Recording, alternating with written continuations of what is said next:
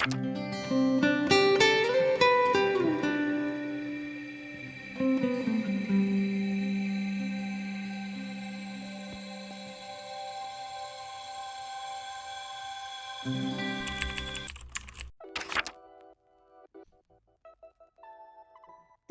is not a fluffing drill. This is absolutely not a drill. This is real life. This is reality that I am holding within my fingers.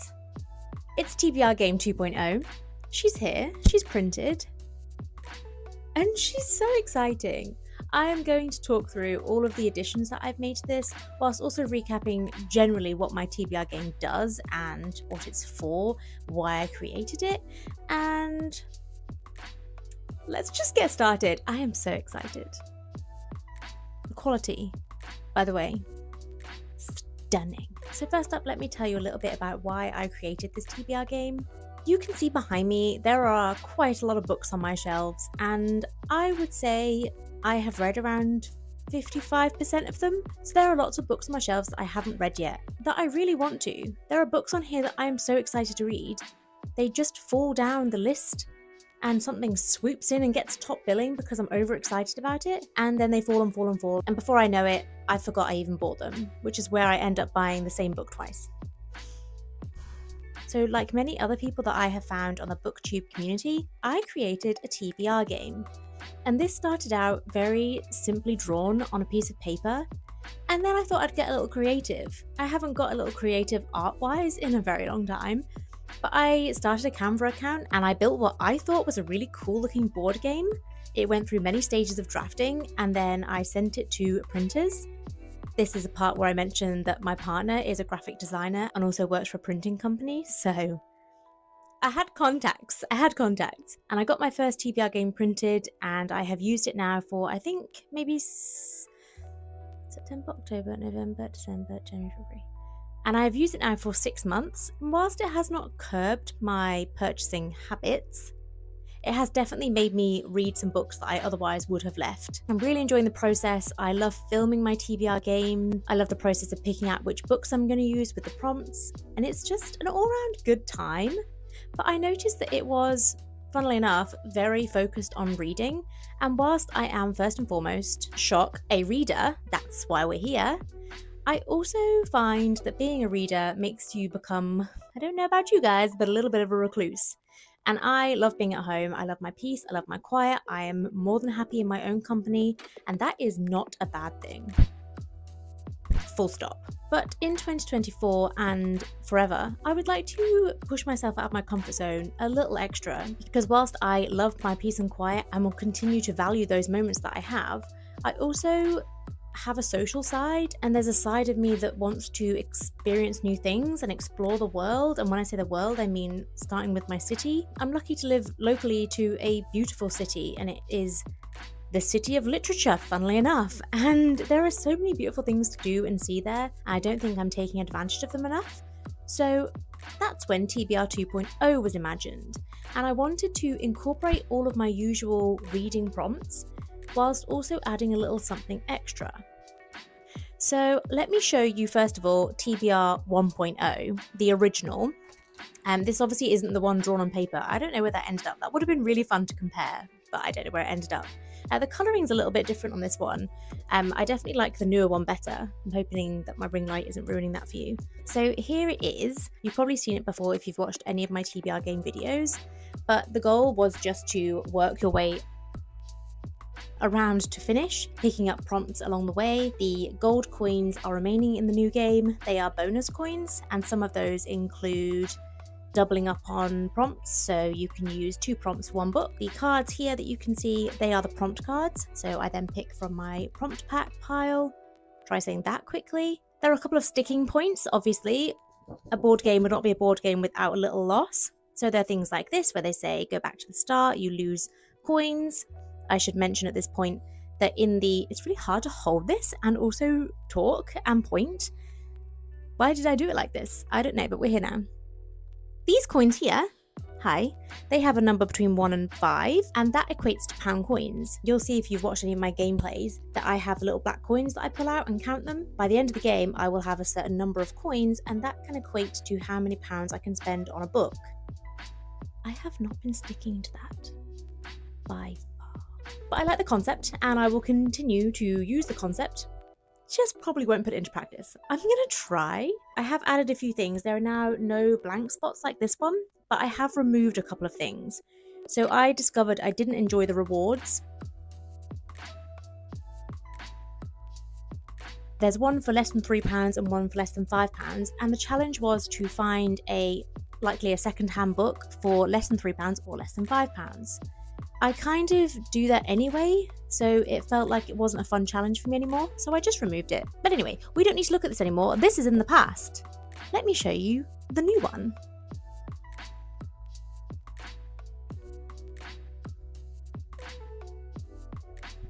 Here she is in all of her shiny, shiny glory.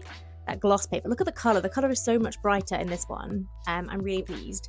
So, as you can see, I have filled in all of those blank spots. There was a blank spot here that now has a symbol, and I created a card to go with every symbol. So I'll just do a little zoom so you can have a look, first of all.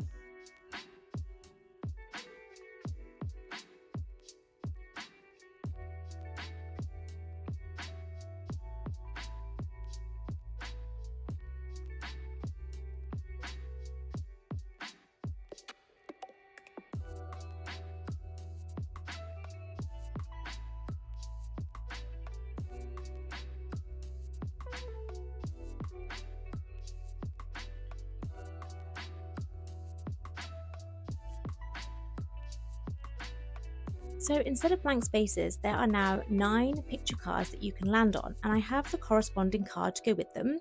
I've called them boost cards because they're boosting our serotonin.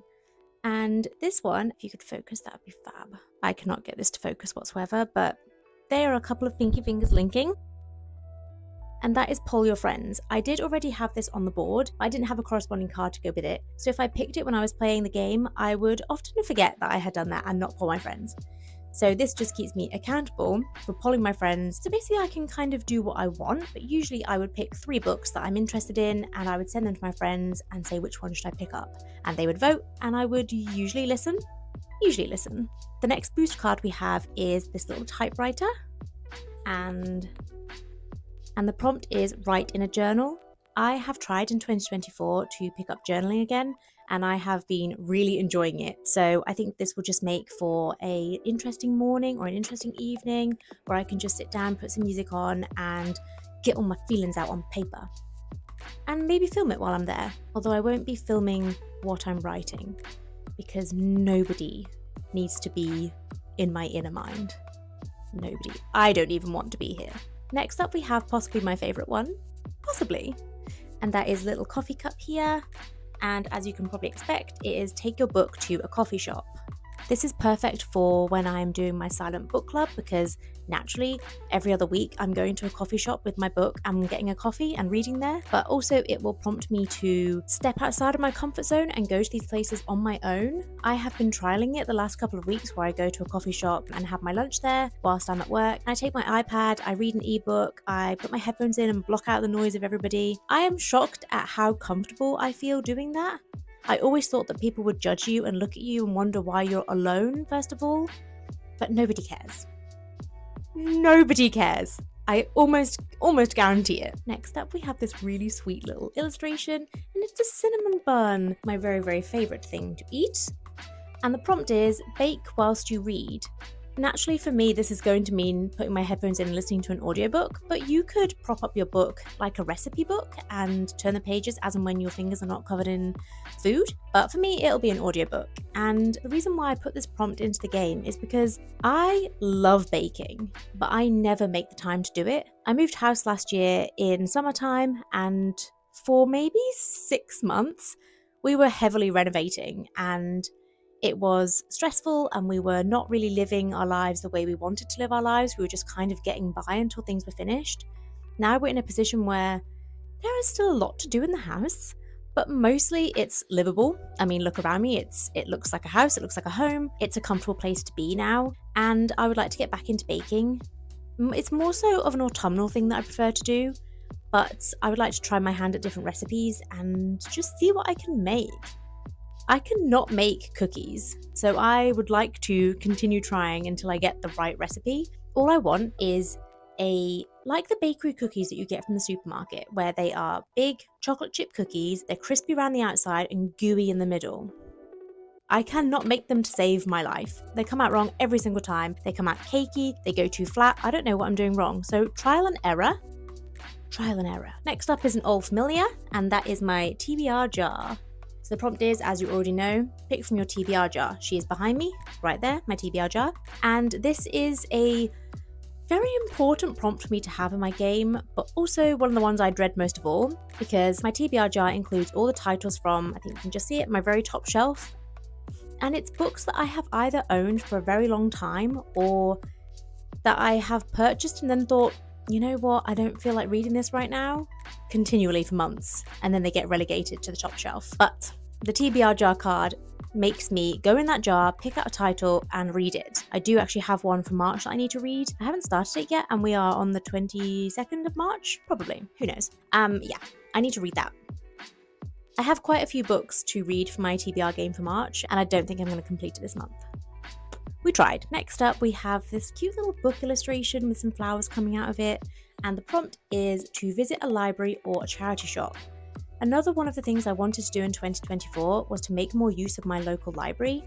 I don't go enough, and it's one of those things where I don't make time to go enough, but if it was to suddenly stop existing and close down, I'd be heartbroken. So why am I not going? This is just a way of me going and looking at books and getting books to read, but not actually having to spend much money. So obviously with charity shops, I can go and get some secondhand steals. And with the library, I can go and loan as many books as I want.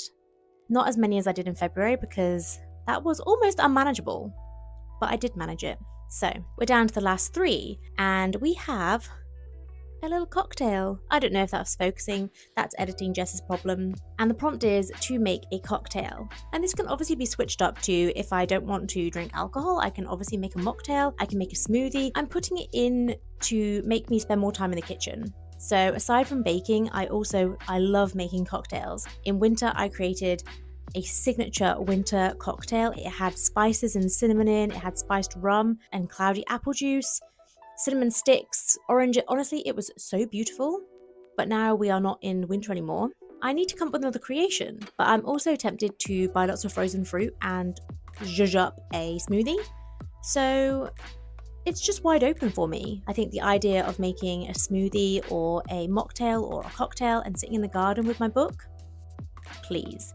So this one does not say I have to involve reading at all, but naturally I will be doing that. Next up, we have a familiar one. It is, I think it's a tree of life, isn't it, that illustration? And the prompt is to take your book outside. Now this one is relatively easy for me because it's been on my TBR game since it was created, and I often go for long walks. It's one of the things I love to do. I love getting outside, headphones in, long walk by myself. And my favourite thing to listen to is an audiobook. So this is a pretty easy one for me. I can't imagine an entire month would ever go by where I haven't put my headphones in and listened to an audiobook whilst outside. However, now we are coming into the warmer months, I love the idea of taking my book, like a physical copy, and going and sitting at the edge of a field with an iced latte or something and sitting down in a picnic blanket and just reading my book in the countryside. I have kind of been scoping out a few places locally that I would feel comfortable doing that, and I think I've probably found a suitable place. So, as they say, watch this space. Last but not least, we've got a little curveball because you may recognise this tile from my old TBR game. It is the moon, and what that meant was I could pick up a bonus card, and also I picked up 5 coins. But I thought, let's take it one step further. Let's make it into a prompt. And so my prompt, of course, it's a moon, is to read at night. And again, this one isn't too difficult because quite often with my work, I work I'm going to say 9 to 5, but it's actually 8 till 4:30. I have my evenings usually spare anyway, and often will be reading at night in bed. But I think maybe I could make it a little bit more interesting. I could sit in the garden at night and read if there aren't too many bugs. You know, when it's summer and I can get a little table and chairs outside and a cup of tea and just sit there in the evening, that would be so nice. So I'm keeping night quite loose. I don't mean middle of the night because I value my eyesight and my sleep. But, you know, late night, evenings, dusk, sunset, you know, what would be lovely would be to go to the beach as the sun sets and to sit on a sand dune and read my book. That would be nice. I might do that with friends though, because that feels a little unsafe, you know? And safety is key. So that is it for my boost cards. But naturally, I still have all of my prompt cards. There are so many of them. I obviously haven't got through them all yet, but I have created a booster pack. I've not printed it yet because I don't think I need it just yet. But I mean, there's a massive chunk still of prompt cards to go through. But for examples, we have a book published in the year you were born, a book featuring some witches, love getting that one, a book that is less than 250 pages, again, love getting that one, a book set in your current season, that would be really interesting. I'm hoping I pick that one up in summer so that I can read 7 Days in June. But that's just a few of them that I just picked at random. Often I will put them back in unless it's a prompt that I really haven't enjoyed looking at. I think the one that I just picked up, which was a book published in the year you were born, I think if I picked that, I probably wouldn't pick it up again. There is one book I think I'm really interested in reading. I think The Secret History was published in the year I was born. Is that right? I'm not even going to fact check that. I don't think it was published. Am I getting it confused with someone else? I'm possibly getting it confused with something else. But there is a book in my mind that was published in 1992 and I would like to read it. So if I pick that prompt, I probably wouldn't put it back in the pile because there aren't many books published in 1992 that I'm interested in reading. However, the witchy books, the BIPOC authors, they go straight back in because that's an interesting prompt. So alongside the prompt cards, which shall remain, I still have the bonus cards, which are the tiles that have a little gold coin in the corner. And some examples of these are a multiplier, where I double the coins that I've got on that tile. So say if I land on the moon tile and I get 5 coins, that means 10 coins. Did you get that, maths? 5 times 2? We do love this one. We've got a try again, where I get to redraw a prompt card. That one comes in so handy. I think I might have used that one before when I've picked up a book that was published in the year you were born. Another one I love, we've got a wild card, which means I can read whatever I like or take a pass. If I take a pass, I have to give up one of my coins. So usually I pick up that one, but it's quite handy to use if gameplay has given me 10 books to read. I'd quite like to take the pass, thank you. And the last bonus card I've got, I think, is the double up, which I mentioned earlier, which is where you can use 1 book, but 2 prompts. So that really helps if you've got a lot of prompts that month. This will look pretty familiar, obviously, because it is just the gameplay dice. The black one is just the gameplay. It's what I use to move across the board. However, we also have the gold dice, and the gold dice is what I roll at the start of the game if I have completed the previous month's challenge. So at the beginning of April, it is unlikely I'll be rolling this dice, because I don't think I'm going to complete March. But what this means is whatever this lands on is equal to how many coins I can start the game with. So say if through my gameplay I get 12 coins, meaning I can spend £12 on a book in that month.